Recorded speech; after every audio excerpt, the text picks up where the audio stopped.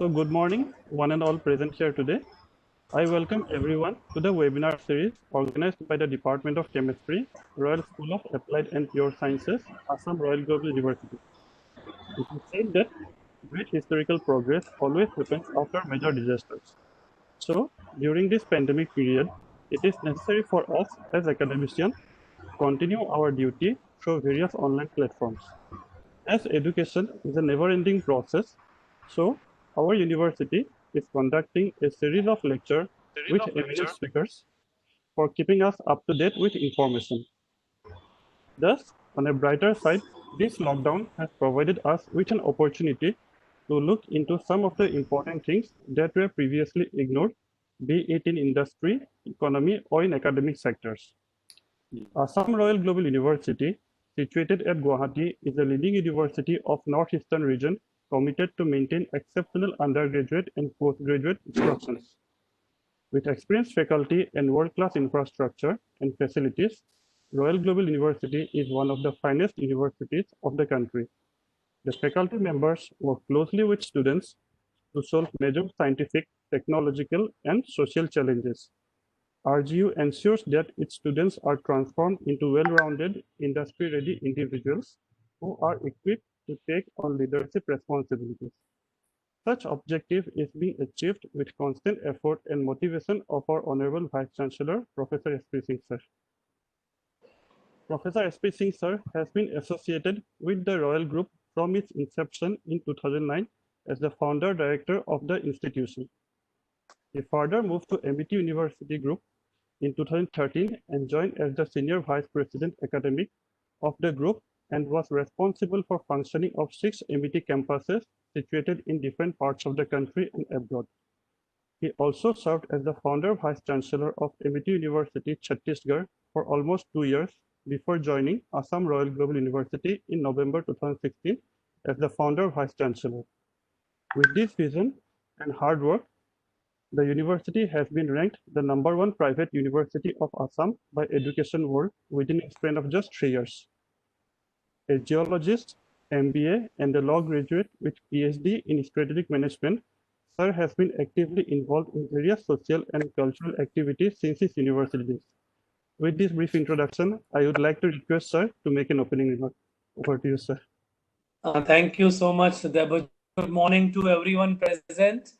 Our speaker for the day for this webinar, Professor Pankaj Das from Dibrugarh University, our esteemed colleague, Professor Alak Boragawhai, Chairperson Academics, Dr. Anuradha Devi, our Dean of Royal School of Applied and Pure Science, Dr. Pavali Sharma, Dr. Devika Fukun, all other faculty members of this school of Applied and Pure Sciences, and my dear students and other participants.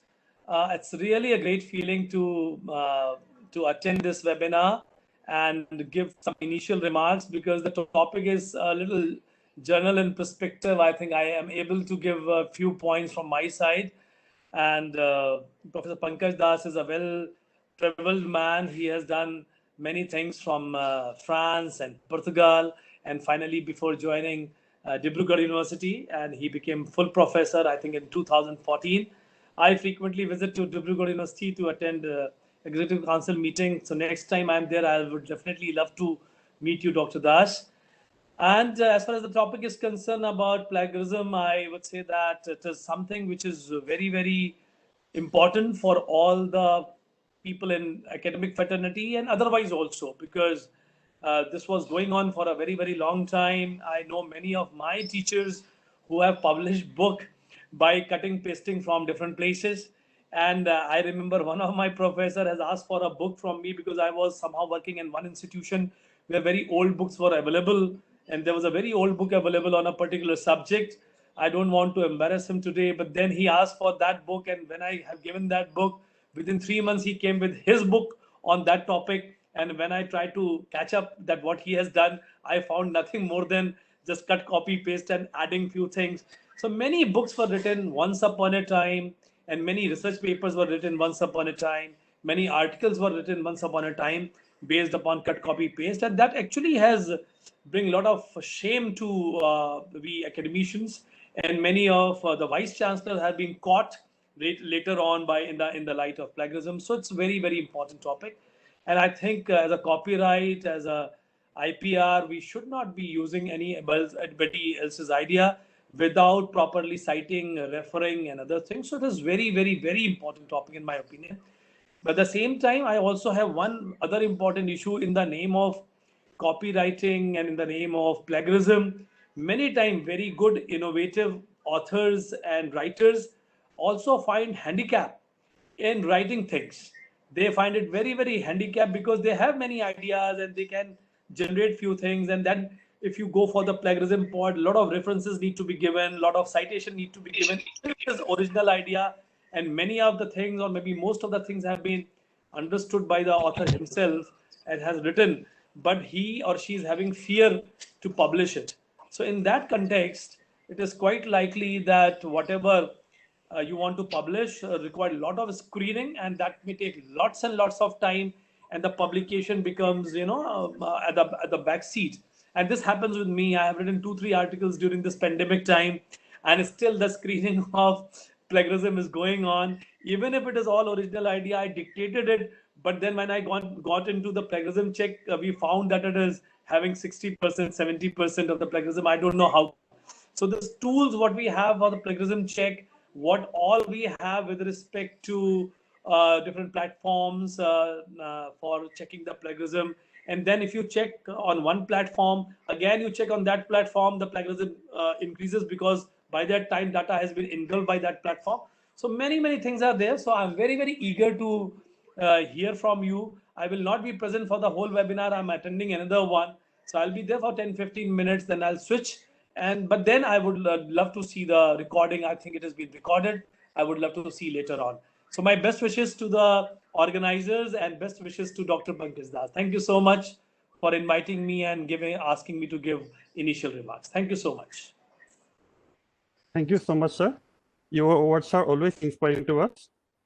We have also with us Professor Alok Kumar Buragohai, sir, Chairperson Academics, Royal Global University. Sir was the founder head of the Department of Molecular Biology and Biotechnology and Registrar at Tezpur University. Before joining Royal Global University, sir was also the Vice Chancellor of Dibrugarh University, Dibrugarh. With this, I request sir to speak a few lines. Over to you, sir. Very good morning, Debujit. At the very outset, let me put on record my sincere appreciation for inviting me to this webinar this morning, where my erstwhile colleague, Professor Pankaj Das, is speaking on a very important and relevant topic. Our very esteemed Vice Chancellor, Professor S.P. Singh, my dear colleague, Professor Anuradha, Professor Debika, and all other younger colleagues and also senior colleagues, participants, which include our colleagues and our students also, and from other universities. The topic is no doubt, as Professor Singh has elaborated, is very important and relevant, but there are many issues to be addressed because it should not be a handicap, as he rightly pointed out, in our creative academic ventures. So that is an issue to be addressed. Now, plagiarism is a very ancient form of human offense. It has been there since the beginning of, I think, Socrates and Plato also. But the point is, but having said that, I don't mean that they were copying from each other, but it was there since those days. But the point is, plagiarism is not related to only academic plagiarism. Plagiarism could be also stealing a tune or a music or a piece of artistry, art forms, etc., etc. But now I think we are discussing about academic plagiarism, with which we are concerned. And as Professor Singh has very correctly said, that it constitutes plagiarism constitutes a violation of the intellectual property rights. So it's a criminal offense. So this is, and with respect to us, it has to be very critically, carefully, sensitively addressed, because every day we are engaged in writing. As academics, every day we have to write. And when you write, it so happens, inadvertently, subconsciously, certain phraseologies, certain expressions, automatically come to our keyboard or to our pen, automatically, subconsciously.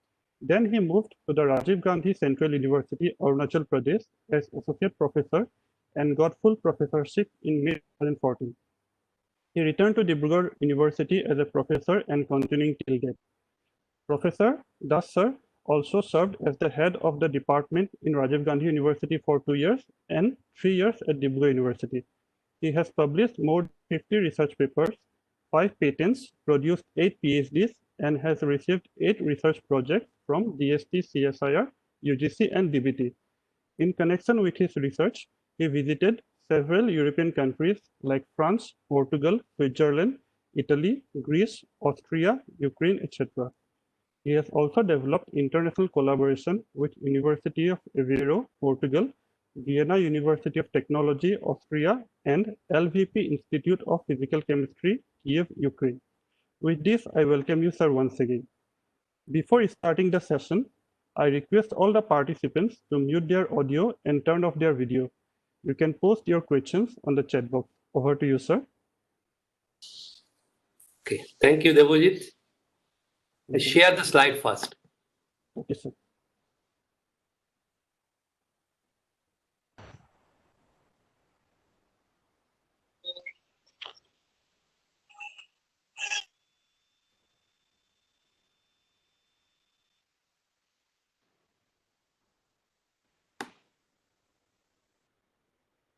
Yes, sir. Now you can start the slideshow.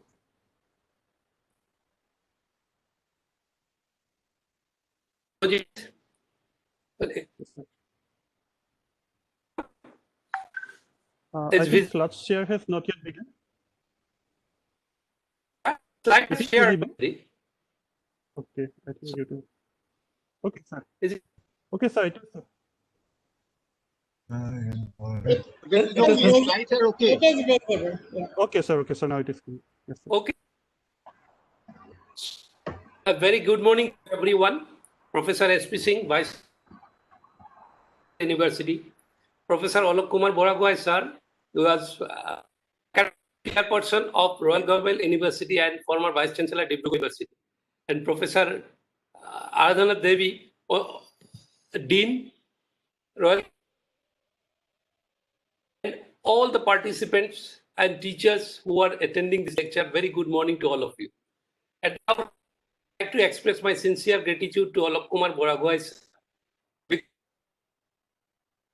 to enter into this field.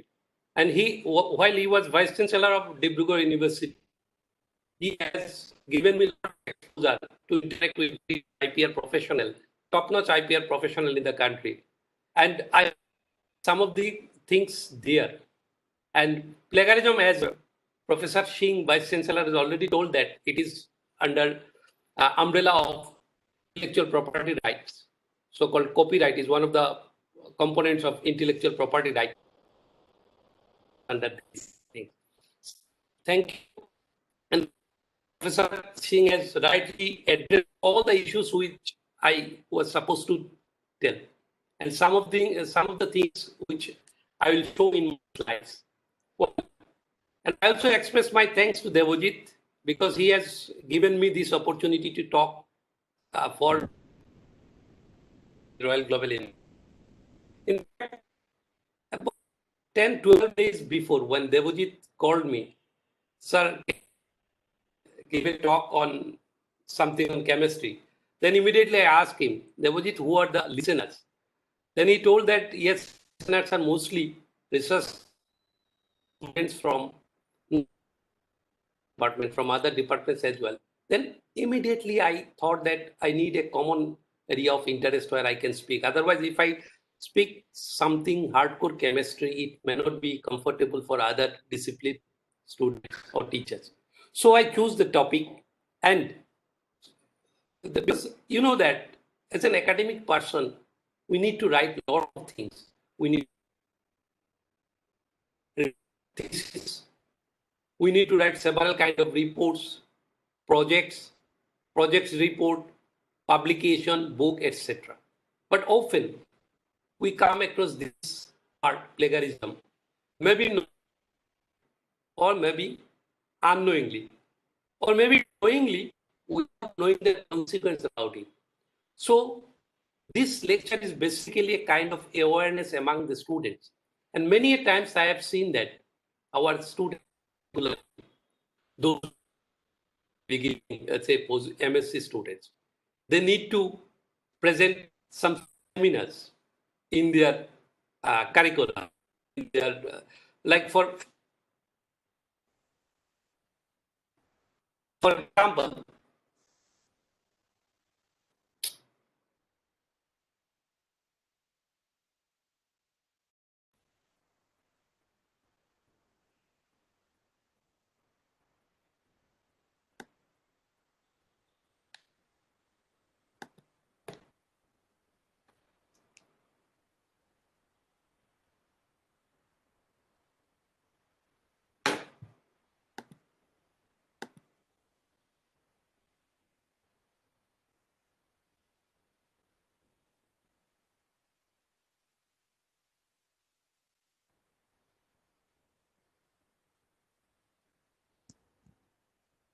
Hello, sir. I have some problem. I could not see the slides.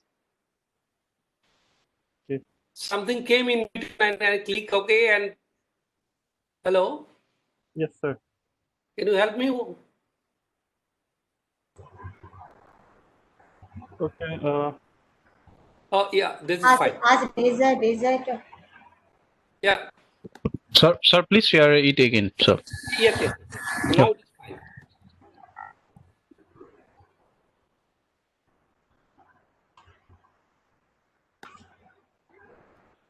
Oh, it is a net connection actually. It is.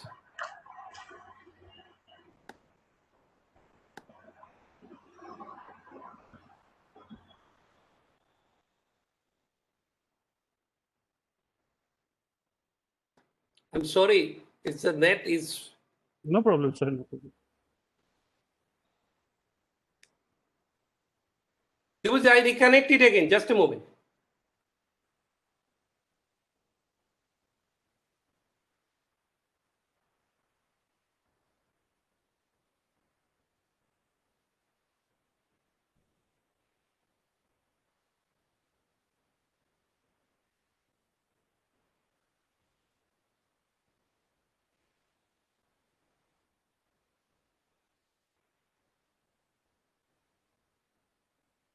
Then I choose the common area which everybody is interested in. As I told that, as an academician, we need to write a lot of things. And with reference to the students, which I told, they often, when they present their seminar, they search in Google and find something, and then they remove the name of the author, and it's become their property. So basically, I will address this. They can copy, but how to paste it? So basically, when we talk about plagiarism, we can say that it's a copy and paste business. Nothing else. You can copy from some published data, but while you paste it, you need to be cautious, because that is the way you can avoid plagiarism.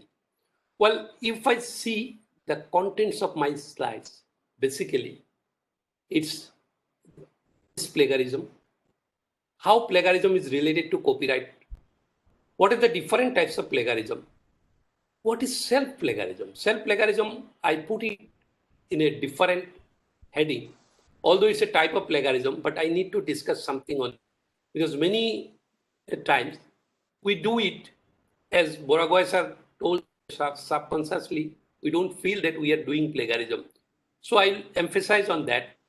Then some plagiarism related case studies. Then plagiarism detecting tool. What are the way we can detect plagiarism? Actually, it is not that plagiarism was not there before. As Boragoy sir said that it is a long old process. But the thing is that now technology is there to detect it. What are echo TV? Hello. Devojit is right? Yes, sir. It's right. Some Okay. participant is unmuted. Okay, sir. You can No, continue. sometimes it happens actually. Yeah. Okay, sir. Because this is my first lecture in online mode. I prefer to offline, but I don't know, it happens anyway. So what are the consequences of plagiarism? Paper detection is one of them. And sometimes if it is very harsh, then maybe someone can lose his or her job, or maybe degree has been withdrawn. And what are the way we can avoid plagiarism?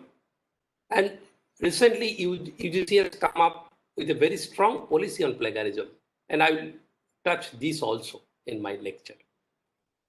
So basically, plagiarism comes from a Latin word, plagiarism means kidnapper. You can imagine how strong the word is. An academic person has been related to a kidnapper. You can imagine how much strong it is. So basically, plagiarism means presenting the words, ideas, images, or creative expression of others as your own. I mean, you are presenting someone's intellectual property as if it is your own property. So why it is getting so much importance nowadays? Because it is basically stealing intellectual property. What is intellectual property? I'm coming in my next slide. It is cheating, and it is an academic offense, and of course, very much unethical. And more importantly, often it gives undue recognition to an academic theft. So we are recognizing a theft. For example, if a person by cheating, he got his PhD degree. So nowadays, you know that in a college job, you have system. If you have PhD, you will have 10 points, like that. So if if person by doing theft, he got his PhD and he got a job, so he is killing some other options.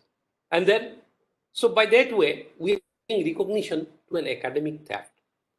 So this is, so now, what is intellectual property?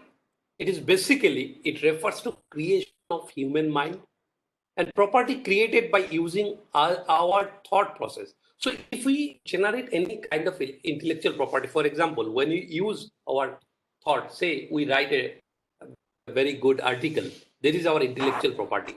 Drama, a cinema, movie, then art, these are all intellectual property. But intellectual properties are of different types, as patents, copyrights, trademarks, industrial design, geographical indication. Maybe I will talk in some other day with these topics, but usually now this plagiarism falls under copyright. So I will emphasize a little bit on copyright only. Now, what is copyright? Copyright is basically a legal right granted to an author, composer, publisher, artist, exclusive publication, production, copy, translation, or distribution of literary, musical, dramatic, artistic work. I think we all know what is copyright. We have come across this many a times. Even if you see Bollywood movies, there are a lot of content. Someone has sold it. Some pictures from his thing, some script from there. In some music composition, you will see this kind of things is happening. But these are all legal matters. But for academic purpose, copyright, sometimes copyright and plagiarism, we can relate it. Related, of course, but these are not the same thing. Sometimes copyright allow you to do something, but still it will be caught under plagiarism. So we need to differentiate it, and I will be coming in my next slides with this. Now, copyright gives an author or artist the legal right, as I said that it's a legal right, to exclude others from using their works for business. So someone, suppose, say for example, a movie comes and someone makes another movie by taking some pictures or some script from there. So it's completely violation of copyright. So that part will be taken care by legal. Now, copyright, there is a validity. It's not that entire duration. Sometimes this copyright, that validity depends on country to country. In India, it is 60 years plus author's lifetime. For example, Rabindranath Tagore's copyright was with Vishwabharati University, Shantiniketan. Tagore was expired on 7th August 1941. So if we add, that will be 2001 up to 6th August. So copyright of Tagore's work was expired, was over in 2001. So now onward, if we want to use Tagore's work in our dissertation or somewhere else, we don't need a copyright permission from Vishwabharati University. We can use it, we can reproduce it. Of course, it should not be fall under the plagiarism act. As I said that, plagiarism can. So, but there is a way to do it. You cannot copy and paste somewhere. There is a way that I will discuss in my next slides. But one thing, as a researcher, as a academic person, we all know this is not new. So, based on copyright, journals are classified in certain way. Open access journal. We now everybody know what is open access journal. Open access journal are those journals where authors need to pay, but for publication you need to pay. These are open access journals. But some of the open access journals allows authors to retain copyright with them. That means if I publish a open access journal, not all, I'm emphasizing that some journals allow that authors can keep copyright with the author. So that if I reproduce my own thing in some other platform, say for example, from some journal, I write a book, I want to put a picture or something else in that thing. In that case, I will not be legal. There will be no legal harm on this. I can use it. But of course, there should not be any problem on that. But for traditional journal, we need to transfer our copyright. When we publish a paper, the publisher send you a form, you need to sign that copyright has been transferred. So in that case, even your paper, your material, you cannot reproduce in another thing because it will be, you need to take permission from these journals or publishers, whatever it may be. Now there is another kind of journal, predatory journal. Now it is very, very common. You know that. Predatory journals are mostly open access journal that takes money and publishes paper without review. You just pay and you publish the paper.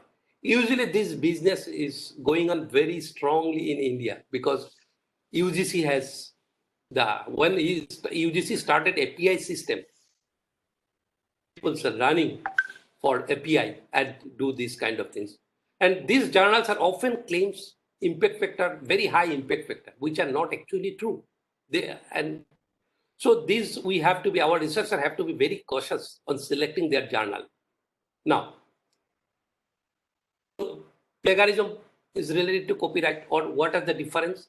Now, copyright, I already told that almost in all countries, including India, recorded expression of original thoughts and ideas is legally protected by copyright laws.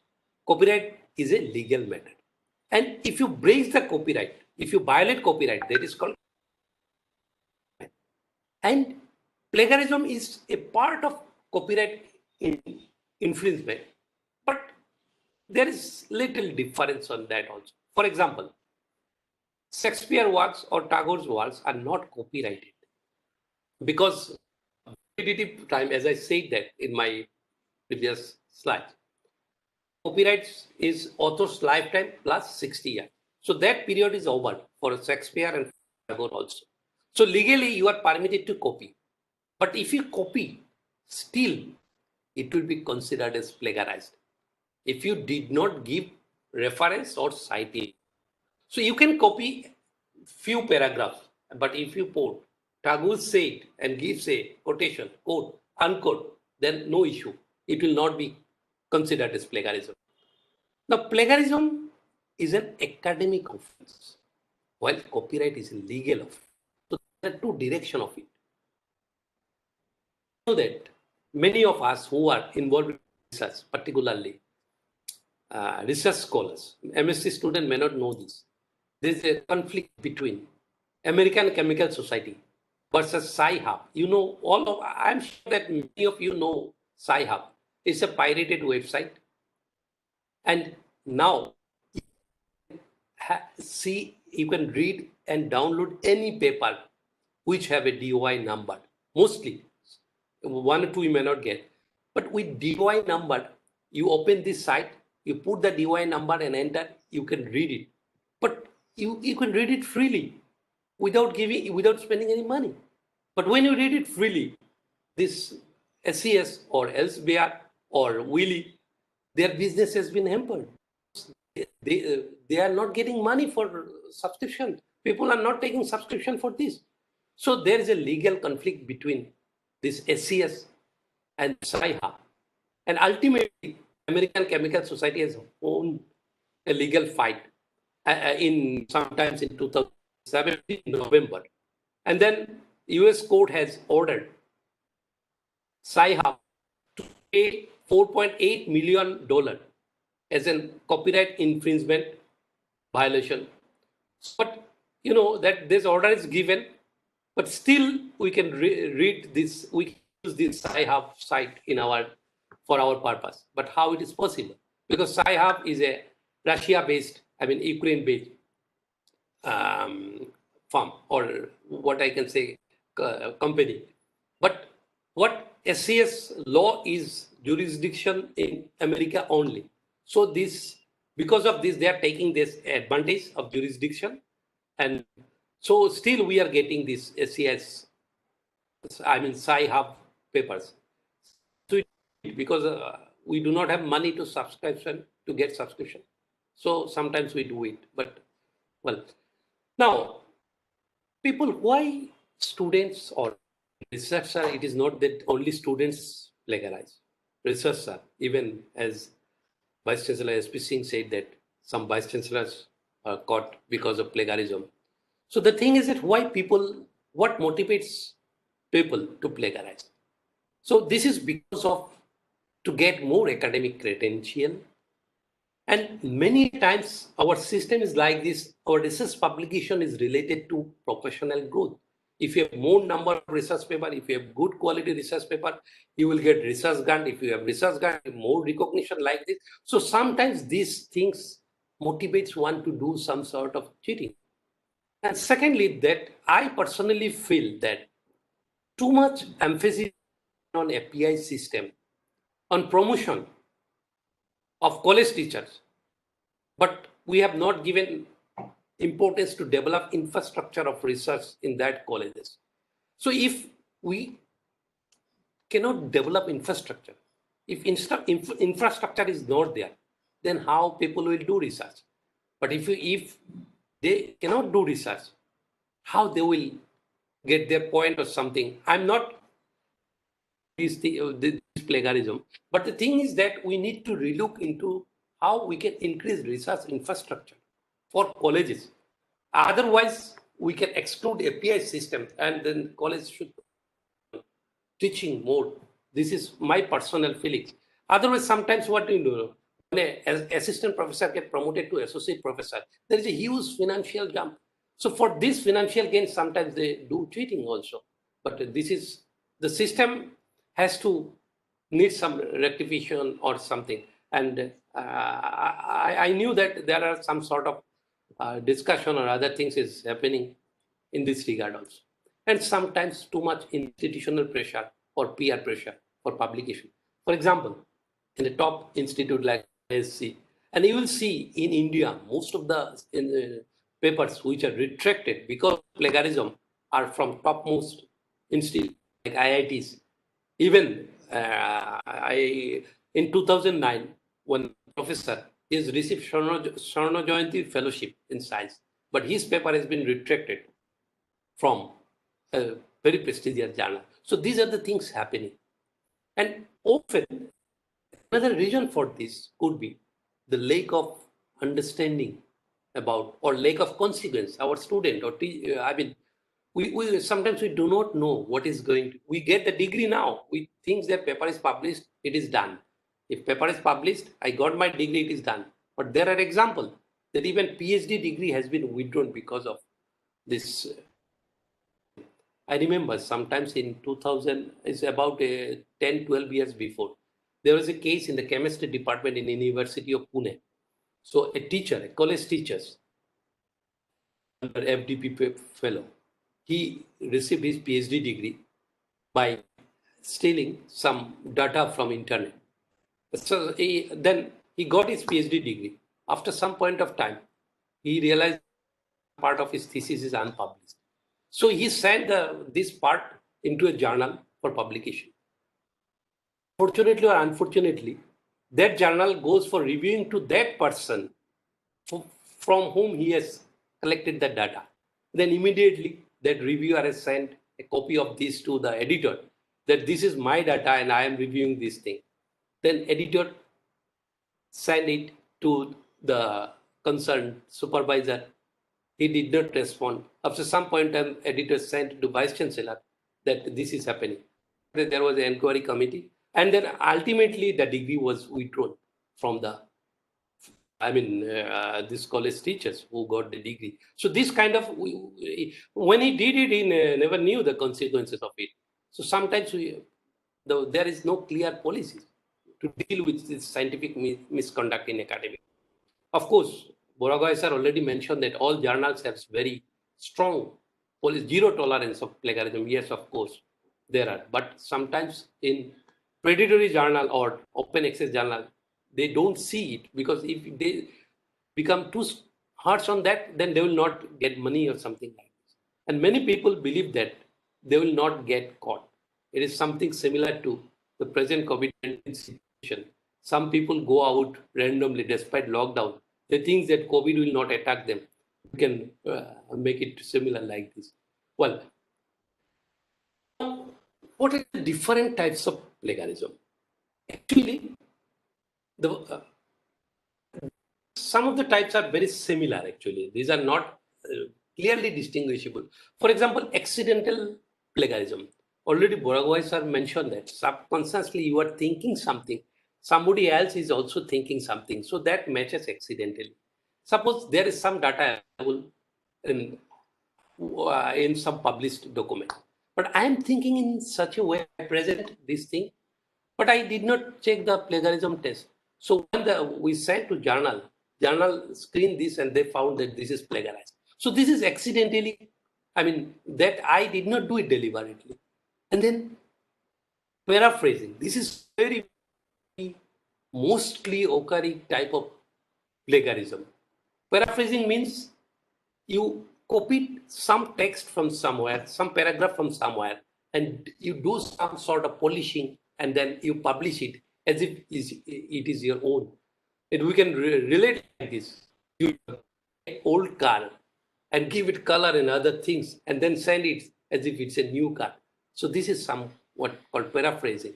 Then multiple submission. Many of us, we know that when we send a paper to a journal, what happened? We need to certify that this is an original and not being considered for publication elsewhere. But in many cases, some people, they do like this. They send in 2-3 different journals simultaneously, so that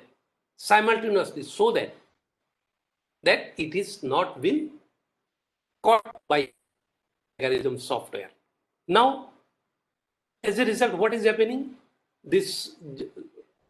Suppose one paper is accepted and another is rejected, no problem. But if two papers are accepted by 2 different journals, then the problem comes. These 2 papers published simultaneously, then sometimes it has been caught, then paper will be retracted. Unethical collaboration. This is frequently happening. Some people, they collaborate. They show that there is a collaboration, but only one part of the collaboration is hand in hand, but only one hand is working and you give recognition to other hand. This is unethical collaboration. Self-plagiarism, that I will discuss in my next slide because emphasize on that. Invalid source is also a type of plagiarism. Sometimes we give some things, but that reference does not exist or it's a wrong reference. We cite wrongly. This is also a type of plagiarism. Verbatim. What is verbatim? It is copying exactly the same, presenting the same thing as a new material. This is verbatim. This is also happening. Fake reviewer. This is another kind of plagiarism. We cannot say it's plagiarism, but it's a type of. When you send a paper to a journal, we need to give some reviewer's name. Sometimes I give some reviewer's name who are not really expert on the subject, because this person maybe knows me, and I realize that if I send his name, that will be published. I mean, he will accept my paper and something like this. Most of the detection caused by fallacious data, I mean false data, you use false data. Then ghost authorship is another important point, which is very similar to unethical collaboration. Sometimes you put some names in your paper, but they have no contribution on this. And many times people do like this, but they do. Suppose if I send a paper from Dibrugarh University, and the same paper, if I send from Oxford University with the domain from Oxford University, Oxford University, then the reviewing, when it goes to review, sometimes it matters because they have. So to take that advantage, some people, they have some friends, colleagues there, they use their name so that it shows a type of collaboration. But that people is not involved in the work at all. But because of its advantage, to get some advantage, its name is there. And this is called ghost author. Self-plagiarism. That I need to discuss on that. Basically, is the republishing a large part of your own early publication, photographs or drawing, without duly acknowledging or citing the original works. Publishing similar on different academic platforms by merely changing the title. This is called self-plagiarism. Copying methods from somewhere else and passing it off as a new material. And sometimes conference paper or the results of, suppose when we get a research project, we need to submit a project report. So when you submit a project report, some paper may be published. So if you want to publish it, now the question is whether it falls under, because project report sometimes it is website, it is available. So if something is available on the website, whether we can publish this thing, but it is possible to publish. If it is possible to publish conference paper also. Paper means abstracts, not full paper. So in that case, when you write a letter to the editor that you want to publish this paper has been published, this abstract is published in that conference, and in that case the editor will not consider it as. And many times our students are confused that suppose if someone wants to publish unpublished result from PhD thesis.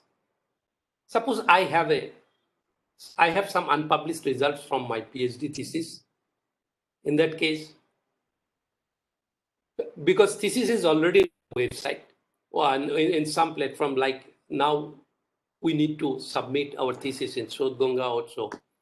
So whenever anti-plagiarism software scan, it will found that it has been already published. If you send a paper to some journal will say that this is already published. If something is published, how it is original, then this creates problem. Sometimes it also happens like this.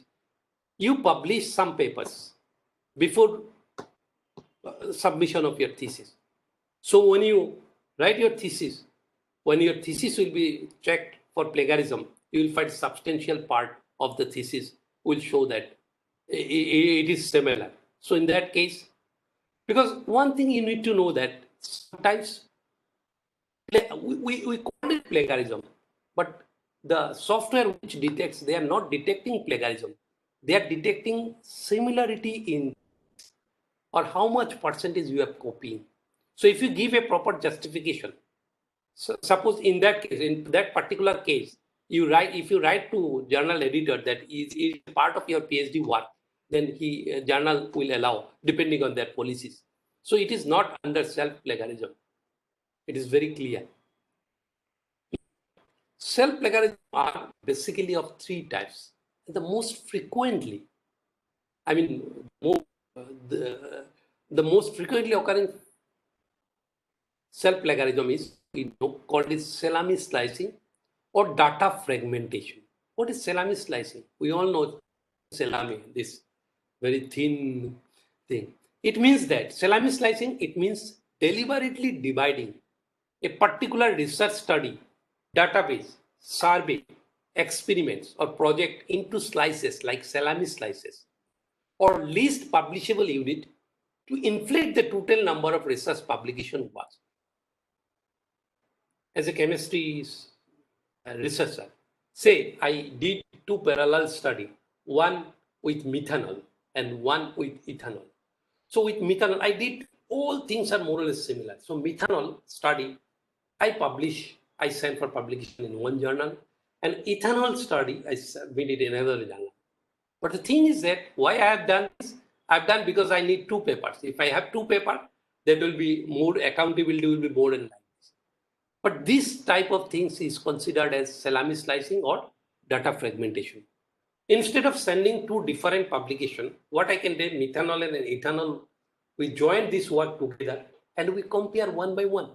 I remember one of my personal story during my PhD work from Nice, Joran. At that time, it's about 2001 or 2. That times we do not have this online system. It has just started. We need to send paper by post. So usually it took about 2 months to get in the report.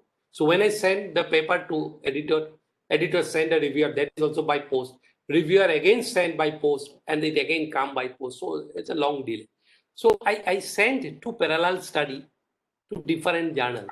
That times I did not know about what is plagiarism or salami slicing, and I just, as a researcher, I need more number of papers, and we send it to two different journals, parallel study. I did one with triphenylphosphine and one with trimethylphosphine. Those are similar. But the thing is that when I sent it, after about 3 months, I got a letter that this paper, both the paper accidentally went to the same reviewer. And reviewer found that it's the same person sends two papers. Then reviewer wrote to one of the editors that this is like this. Then editor that you withdraw one paper only, then I will consider the others. So, but that times we did not know it's a plagiarism or what, or we have no idea in fact. So I just, and most frequently occurring like salami slicing, another is duplicate publication that I already mentioned in last previous slide, that sometimes multiple publication we send simultaneously and it get published. And then text recycling, it's another way of what we call self-plagiarism. Nearly exact duplication of small materials amounts or a few sentences previously published by the same authors without adequately referencing prior use. This is text recycling. This is another kind of self-plagiarism. And I don't know whether you have come across this news. It's a very recent news, maybe about 10 to maybe about 2 weeks ago. An article written by 19 toxicologists has been published verbatim in 8 toxicology journals. You can understand. 6 of them, and interesting, 6 of the 8 journals are from Elsevier. And how come it is possible? Because nowadays they have all sophisticated software and all. One paper published verbatim in 8 journals. Then later it is found that journal editors are among 19 authors. This is very much unacceptable, because when you are an editor, you have a lot of responsibility. But if you do it like this, then, and out of this 8 journal, one is Springer and one is Taylor process.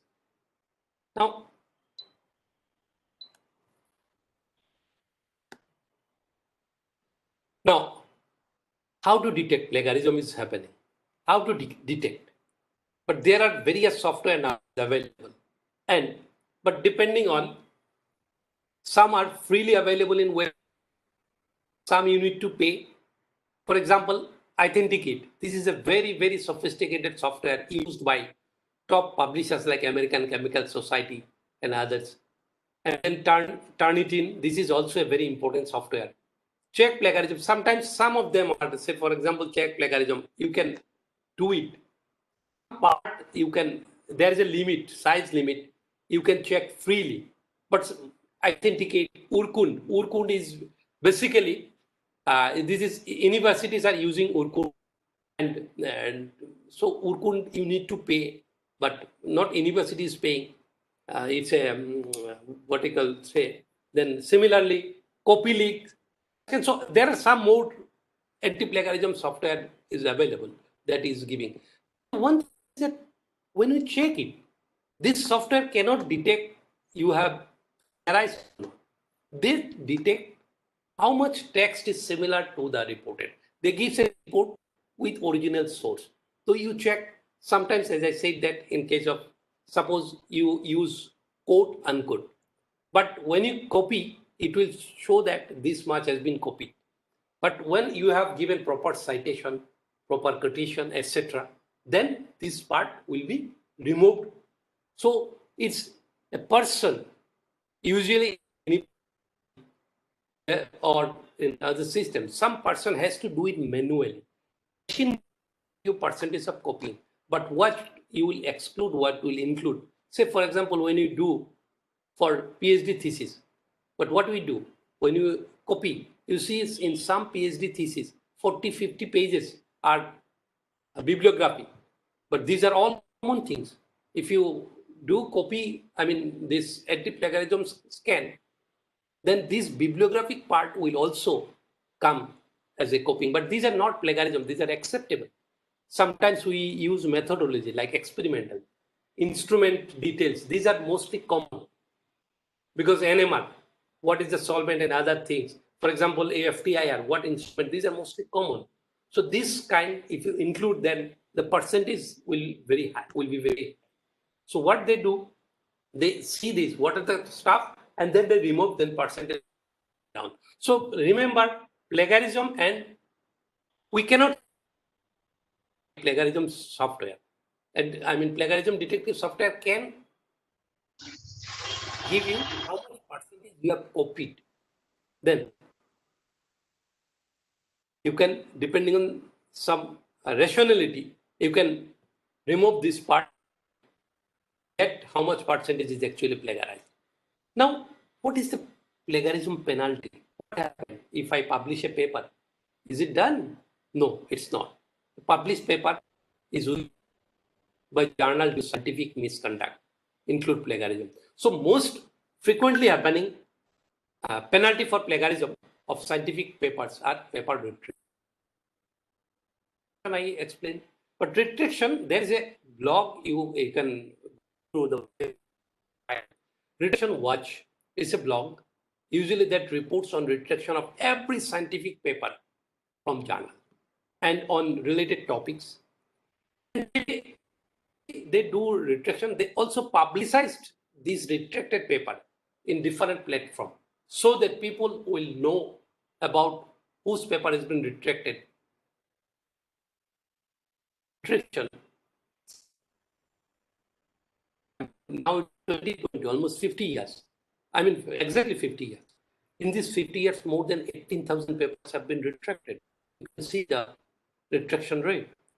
Number of retraction per year has in recent years, less than 100 in 2000.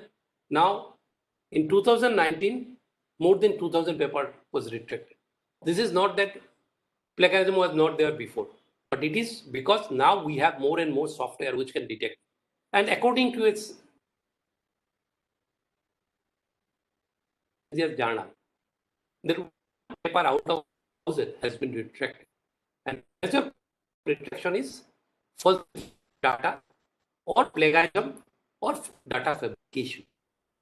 Now, this is a retraction. Recently, it is that this journal, this journal Fundamental and Applied Sciences, it has retracted 434 papers from 3 issues of journal. But this paper retraction is not connected with plagiarism. This is because of certain policies and some terms and conditions. But 434 paper retracted at a time in its history.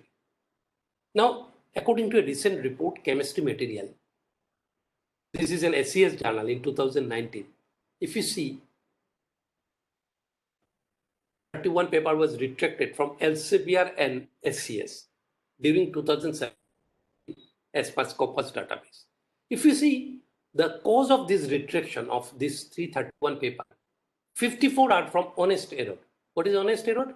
Suppose it is my work, and after publication, I found that somewhere I did something wrong, some experiment was wrong, some theory was wrong.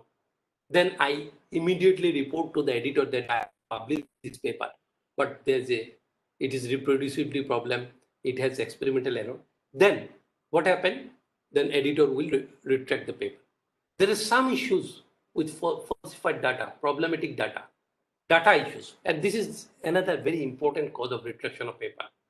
And for 131 from 31 is close to 40% of paper has been retracted from plagiarism. And some paper are retracted due to authorship issues. Sometimes we give someone's name whose name should not be there, he complained. Sometimes we did not give someone's name, he has contribution, he complained. So like that, we retract some paper. So if you see the statistics of this 31 paper, you can see country-wise statistics. China, in that case also, they've topped the list. And then second position, India, USA, Iran. So out of this 31 paper, this is the retraction rate is given. Now,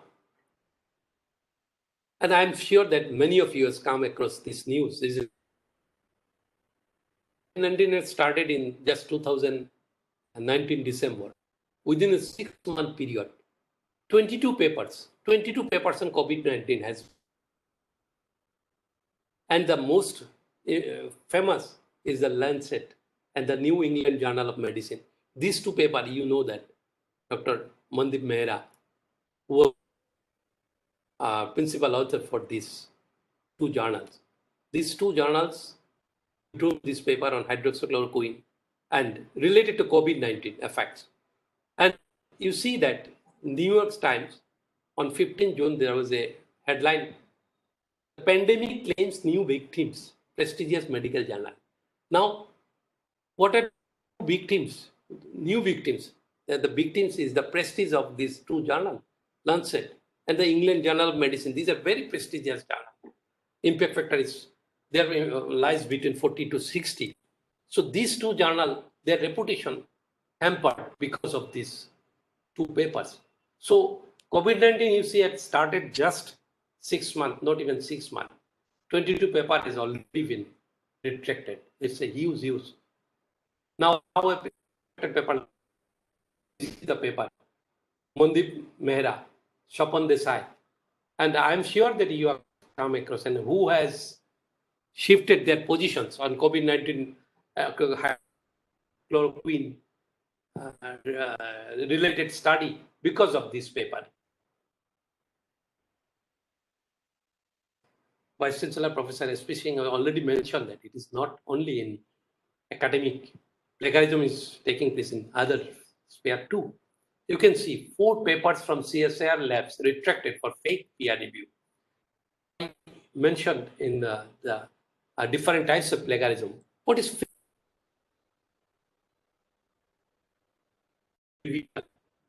Both same person. You review your own paper. Possible. Yes, it's possible. The head of reviewer give their own paper, a glowing review. So this story is somewhat in 2017. What happened? So when you submit a paper to a journal, we need to give reviewer's name, we need to give their address, we need to give their area, and why you have chosen them as reviewer, you need to give a justification. For example, their previous publication, etc., other things. So this person, I know personally the person who is a researcher in life science, actually, I mean biotechnology. So what the research is done by a postdoc student, not the scientist concerned. So he has sent paper to some journals, and then he has given all the information, like Professor Pankaj Das, organometallic chemistry, Department of Chemistry, University. Everything is given rightly. Only thing is that what he has done, he has created a separate email ID for me, and which is very much similar to my present email ID, pankajdas@dibru.se.in. So he has created something like this, pankaj.das@dibru.se.in, and then accordingly he submitted to journal. His own paper came to him for reviewing, and because this email ID, he has the only accessibility. So he has given review and published. 4 papers he has published in very top quality journal, and the 5th one he has got. And this, across this story. Melania Trump speeches in US, when a president has been elected, the first lady has to give a speech. It is their trend. Now, when in 2008, Michelle Obama has given a speech, but in 2016, Mrs. Trump, when delivered a speech, she has copied a lot of substance from Obama's lecture, and it creates a lot of news headlines. So this is happening not only in, academia. This is also happening in political sphere, and also, as Professor Singh has mentioned, that 2 vice chancellors found with fake PhD. University Grants Commission has found 3 cases of plagiarism in writing PhD thesis, including involving vice chancellors of different universities in the past 3 years. The government told Parliament. The good thing is that this kind of things are also discussed in Parliament. This is a good part. But, well, if vice chancellors are involved, not involved while they are doing vice chancellorship, but it is their previous activity. And also, that this famous book, Da Vinci Code, Dan Brown, some part of this book, it was told that some part of this book has, it's plagiarized from somewhere. So you can find in how to avoid. This is the most important part. We know that how to avoid. Basically, if you quote things, if you cite your phrase, sentences, and even paragraph taken directly from the original source. As far as possible, avoid cut and paste business. You don't do it cut and paste. Well, you can cut somewhere, but while pasting, you have to be extra cautious. Cite figure, charts, whatever you have taken from some original sources, you cite all of them. Take special care when you borrow something from others' work to your own work. You need to be extra cautious on that. And give reference, even in case collected, you change, then also you have taken the idea. Give paraphrasing. Whenever you submit a paper, always check it with anti-plagiarism software. Not only that, maybe you do not have available software, but some softwares are freely available in Google. You can check those also. They allow you certain limit. Maybe it's not, sometimes you need to pay, or even freely you can do. That depends. Copyright permission from journal or publisher if you want to write a book or review article. There is a proper system to do it. You need to go with in each journal, you go to the website, you find how to, you search, you will find how to apply for copyright. There is a form. You need to fill it and send it. Which figure and for what you are. Usually I wrote a review and then I used copyright and I collected like this. Now, as UGC has come up with a very strong policy. Now, they have categorized this plagiarism into 4 categories. Level 0, level 1, 2, 3. 0 means it's a permissible limit. So there is no penalty for teachers, no penalty for students. If plagiarism limit is up to 10%. Now, level 1, 10 to 40. In that case, to withdraw and resubmit revision with 6 months. To withdraw the manuscript, you need to withdraw the manuscript, and then you do some sort of revision and resubmit it within 6 months. Similarly, if it is 40 to 60%, withdraw the manuscript, revised version to submit within 6 months. Complete withdraw and resubmit it. And for teachers also, not only students, for teachers also there is a penalty. Teachers will lose one annual increment and scholar, no scholar for 2 years. Similarly, level 3 is if you have plagiarism 60 and above, cancellation of registration or degree awarded. If you have degree, that may be withdrawn. For teachers, denied 2 increments and no scholar for 3 years. So these are the stringent measures UGC has taken. So it's a very, very serious offense. My advice to student, you copy, no problem, but while you pasting, you need to be extra cautious because, and this plagiarism, it's a practice. If you do it, and if you get, and you will continue to do it, but you restrict yourself while copying. Some ideas and other things, but you make it in your own way. You redesign it, but don't copy into it. So I hope I can able to explain. It's a basically this is a what I can say that awareness kind of things, and I hope you will be benefited. Thank you so much. Thank you.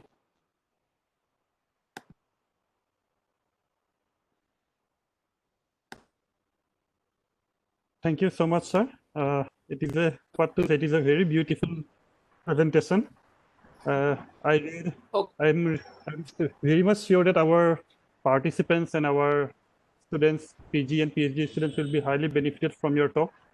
And I remember my PhD days. I'm very much lucky that I'm your student, and I'm very much lucky to be under your guidance. I have learned many things from you, and especially about this self-plagiarism thing.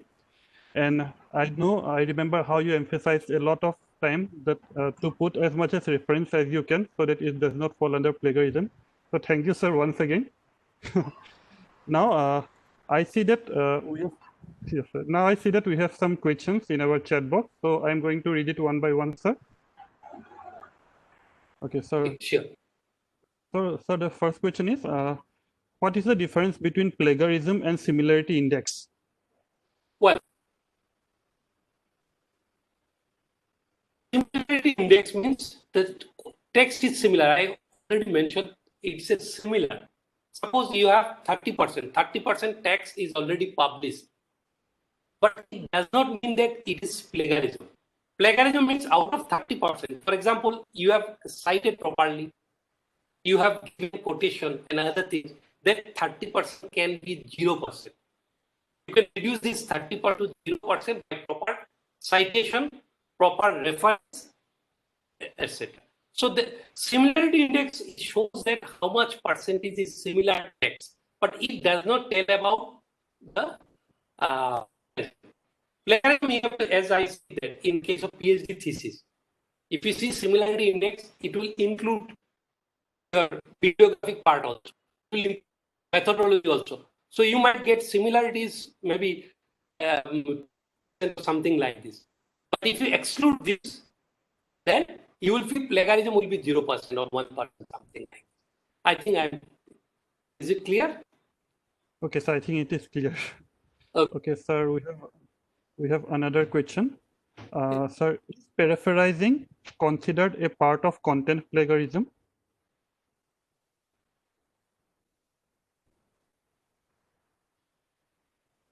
Sir, is paraphrasing considered as a part of content plagiarism?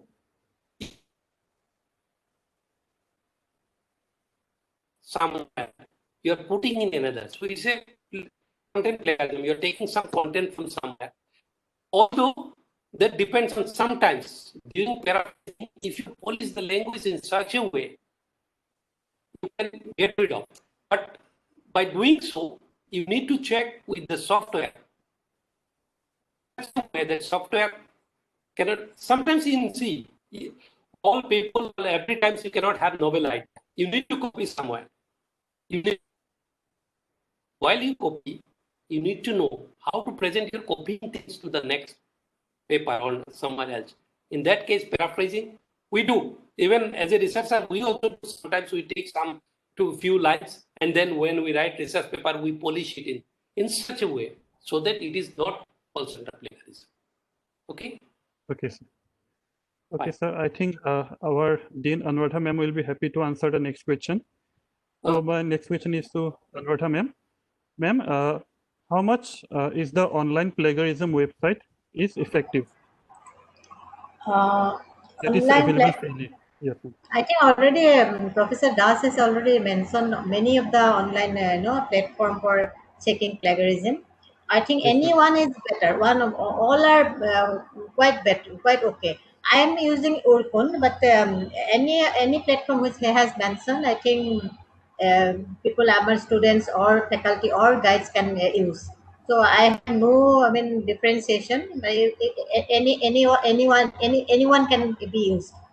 And also I just request, I like to just request Professor Das to share the many of the participants are requesting for your PPT. So if you can share your PPT, we can Oh, send to them. That will be better for all the faculty. yes, Debojit, you Okay, just okay, send okay, who okay, okay. We Yes, can sir. use it. Okay, thank you, sir. Okay, sir. Our next question is from a student. So yeah. it is a very important question as a student perspective. Is it necessary to cite the content taken from Wikipedia? If journal will not accept, first of all. For I mean MSc dissertation, you can cite, but you put it. But Wikipedia is not the correct things. Sometimes you find a lot of wrong things. Okay. Yeah. So, but in some journal, you cannot send it. They will not accept it. Okay. But put it somewhere. So for your learning, you can put it in your dissertation. You have to put it actually. For your MSc dissertation also. But for what journal, they will not accept it. Okay, Debojit, next. Okay, sir. One more basic question is that is plagiarism taker software is same for all the publishing house like in ACS or RSC or like Elsevier? No. It is not same.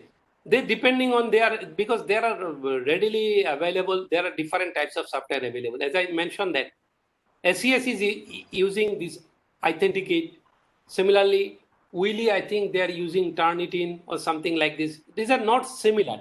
But of course, if you find in one software, you can get, say, for example, 5% similar in another software, it can give 7, 8, some variation is there. But sometimes it happens very narrow range. These are acceptable. But not all the publishers have they are using same software. It is not that. Even for our PhD thesis, we use Urkun. Urkun is very different from, yeah. Okay, Devajit, next. Okay, sir. Okay, sir. So I think my next question will be to Anvardha ma'am. So ma'am, if there is some issue of self-plagiarism, even if we don't copy the sentence as it is, but sometimes the software detects it as self-plagiarism. So how to avoid such kind of issues? Uh, Self-plagiarism, it is detected by any software. I think the thing is that you have to rewrite and rewrite at the end of the, because it's like that maybe that sentence is available in any other material, the material available in that software. So it is better to have a rewriting of the material is very, very important. You always rewrite your phrases, you rewrite your sentences in such a way that it doesn't fall into plagiarism. So it is very important. That is why this communicating English is very, very communication or writing English very nicely. I mean, when you express your things, writing your own way is better than just like copying or taking some words from other materials. So it is very, very essential for develop that habit and develop or increase your knowledge on writing. Writing skill has to be improved. That is an important issue, an important thing for this in avoiding plagiarism in that case. But anyway, if your sentence has been said seen, as plagiarism, that has to be avoided by only by rewriting the material. There is Exactly. nothing else can be done. Nothing else. Okay, thank you. Okay, sir, I think the final question is from a student perspective is that if we get a like a plagiarism, for example, more than 20% or 30%, what is the best way to reduce such kind of percentage to bring it under 10? See, Devojit, Yes, sir. first thing is that the anti-plagiarism software cannot detect how much percentage you have plagiarized. They detect only how much percentage has been copied.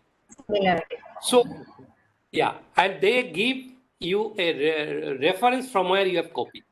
So you go to that reference and find what are the things you have copied. As Madam has rightly said, you rewrite things and then you remove some part and that means in that case, your English editing is very important. Otherwise, because maybe it can show 30%, but you see, and if you give sometimes some quotation, some citation, some things, so by that way you can avoid.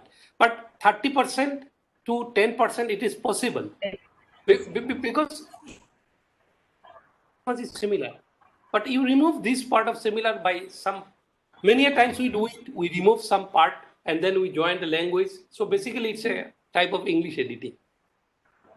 Okay. Especially in the case of thesis, when thesis is undergoing this plagiarism check, many of the time literature reviews are most of the literature review you can find if you remove that part, your plagiarism comes down to a 2%, 3%, something like that. Exactly. And sometimes also your own paper has been put into your plagiarism, so you can avoid taking into account of your own paper. Citing papers can be closed down by that software, and then automatically it will come down to less number. It can be done. It's not a very difficult issue. Yeah, and that is the job of the librarian who is checking the plagiarism software, because he know when you show that it is your own paper. In Dibrugarh University, we have to do like this.